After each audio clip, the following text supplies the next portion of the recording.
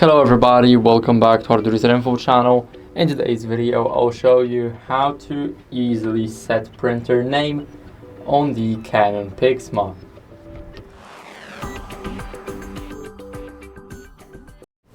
So first what you guys want to do is go over to the settings.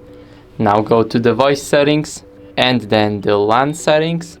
Here go to print details.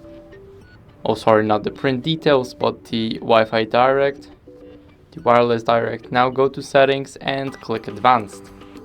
Here we will have the set printer name option.